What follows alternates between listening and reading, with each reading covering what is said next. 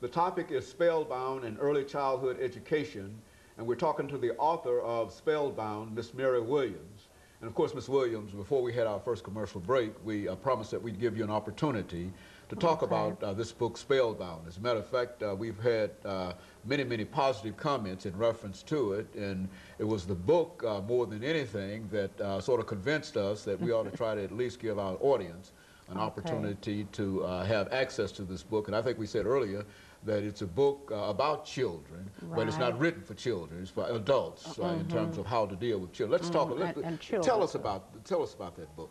Okay, Spellbound is a delightful collection of stories, and these stories are written on around second grade level, and it can go all the way up.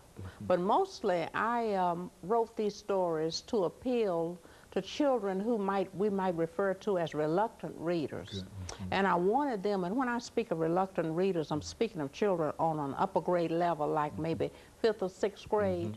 And sometimes I have noticed in working with them that when the teacher calls on them to read, and if they have a reading problem, they just won't read. You know, they'll say, I don't want to.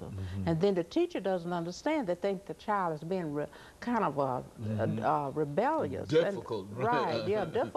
And the child at that age and at any age does not want to be embarrassed in front of their peers. They don't want to hear them kind of shuffling and stuttering and trying to miss in a word. And they don't want the teacher to tell them.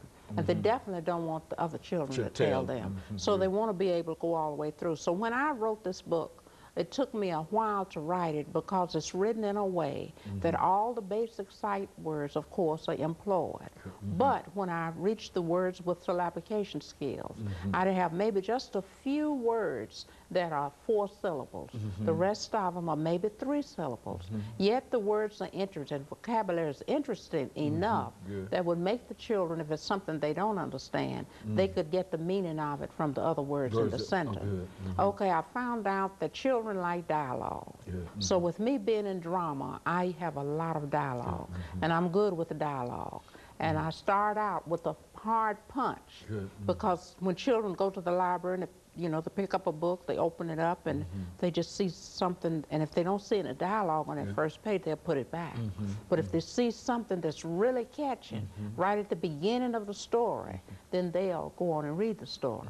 Now, the stories I have within Spellbound, you wonder why it's called Spellbound. Spellbound is not only do you have stories that are incorporated, that are more or less mystifying, but you also, I use the fact that I could use storytelling to spellbound the kids in a way that they would learn. So these stories are written in such a way that the children will use the same technique and be able to grasp exactly what the stories are saying. I have tried most of these stories out because I'm a storyteller. So being a storyteller by nature, sometimes I go from school to school and read the stories. So I learn a lot from what the children think about the stories, or what I need to add or take away. So this is the way Spellbound is written. Spellbound has some nonfiction in it, believe it or not.